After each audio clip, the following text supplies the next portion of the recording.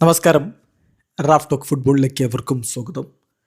Transfer ജാലകത്തിൽ ഏറ്റവും നിർണായകമായ നീക്കങ്ങൾ നടന്നൊരു ദിവസമാണിന്ന്. വിനി ജൂനിയറുടെ ഏജൻറ്റും റയൽ മാഡ്രിഡും തമ്മിൽ ചർച്ച നടന്നു.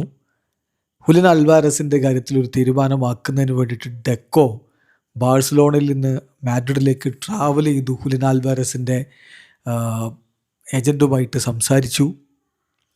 ക്യൂട്ടി റൊമേറോക്കായിട്ട് അത്ലറ്റിക്കോ മാഡ്രിഡിൻ്റെ നീക്കം കഴിഞ്ഞില്ല. Nahuel Molina Italian ലീഗിലേക്ക് ചേക്കേറുന്നു.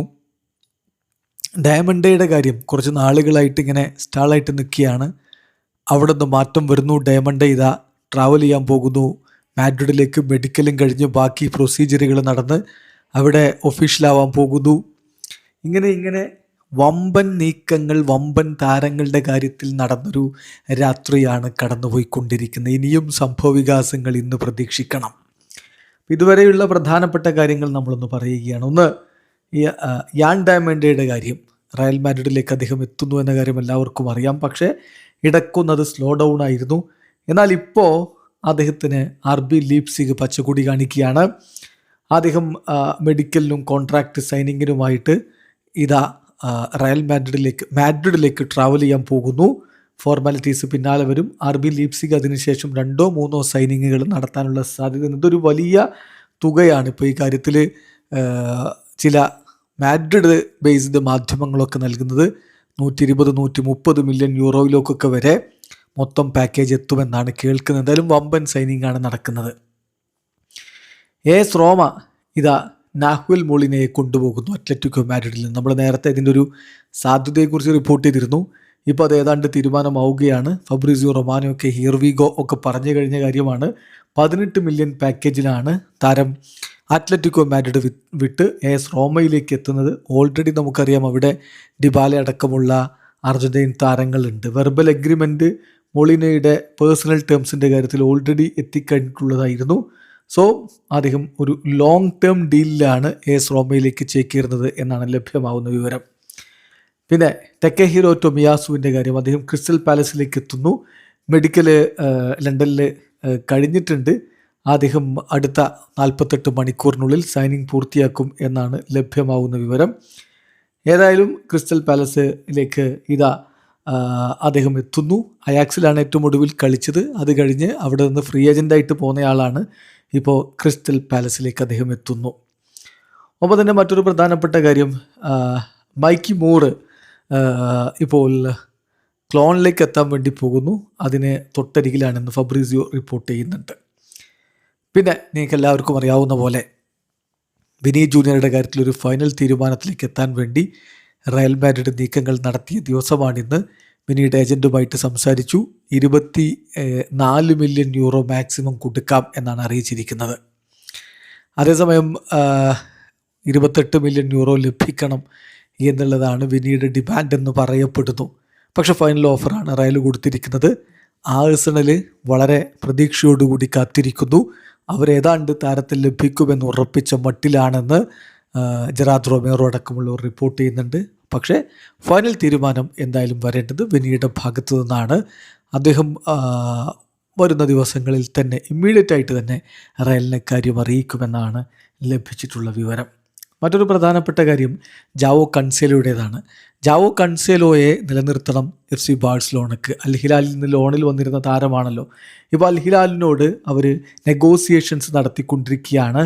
ഈ ഒരു ട്രാൻസ്ഫർ വിൻഡോ അവസാനിക്കുന്നതിന് മുമ്പ് തന്നെ കാര്യങ്ങൾ കംപ്ലീറ്റ് ചെയ്യാൻ പറ്റുമെന്ന പ്രതീക്ഷയിലാണ് FC ബാഴ്സലോണ ഉള്ളത് എന്ന് ഫബ്രിസിയോ റൊമാനോ റിപ്പോർട്ട് ചെയ്യുന്നു. മറ്റൊരു ഇമ്പോർട്ടൻ്റ് ആയിട്ടുള്ള കാര്യം, പാരീസ് സെന്റ് ജെർമൻ സിയോൺ സുസൂക്കിക്ക് വേണ്ടിയിട്ടുള്ള നീക്കങ്ങൾ നടത്തിക്കൊണ്ടിരിക്കുന്നു.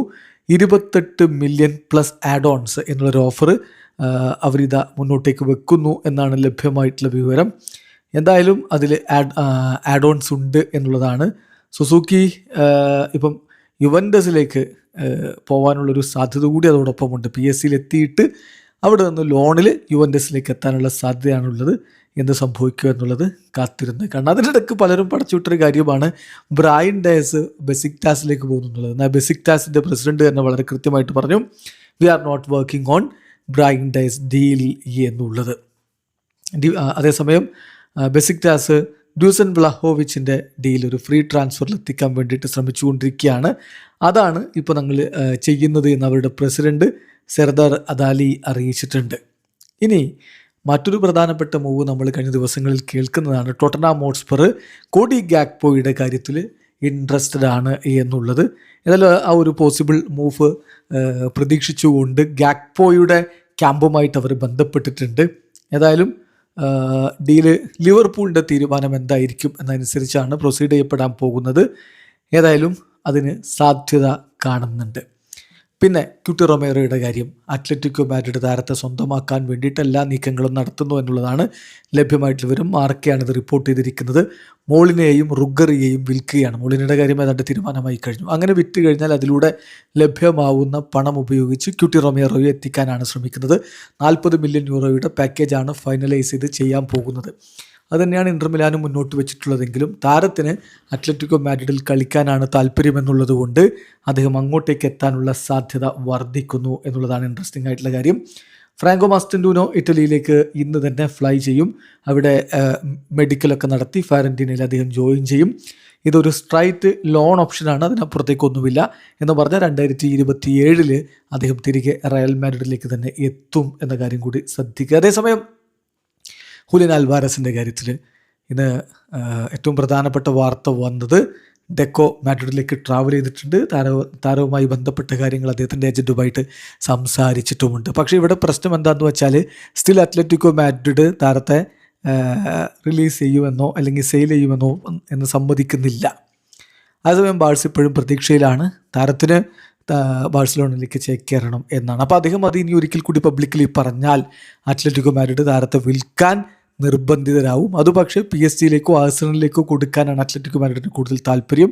പക്ഷേ താരത്തിൻ്റെ താല്പര്യം ബാഴ്സയിലേക്കാണ് എന്നുള്ളത് കൊണ്ട് തന്നെ ബാഴ്സ അതിനുവേണ്ടി പരമാവധി പരിശ്രമിക്കുമെന്നാണ് ഇതുമായി ബന്ധപ്പെട്ടിട്ടുള്ള കാര്യങ്ങൾ നിരീക്ഷിക്കുന്നവർ പറയുന്നത്. കാരണം ഇപ്പോഴില്ലെങ്കിൽ പിന്നെ അദ്ദേഹത്തിൻ്റെ സൈനിങ് ലഭിക്കുക എന്നുള്ളത് ബുദ്ധിമുട്ടായിരിക്കുമെന്ന് വളരെ കൃത്യമായിട്ട് ബാഴ്സയ്ക്ക് ധാരണയുണ്ട്. മറ്റൊരു ഇമ്പോർട്ടൻ്റ് ആയിട്ടുള്ള കാര്യം നാപ്പോളി കൺഫേം ചെയ്യുന്നത് റൊമേലു ലുക്കാക്കു പ്രീ സീസൺ ക്യാമ്പിന് റിപ്പോർട്ട് ചെയ്തിട്ടില്ല എന്നുള്ളതാണ്.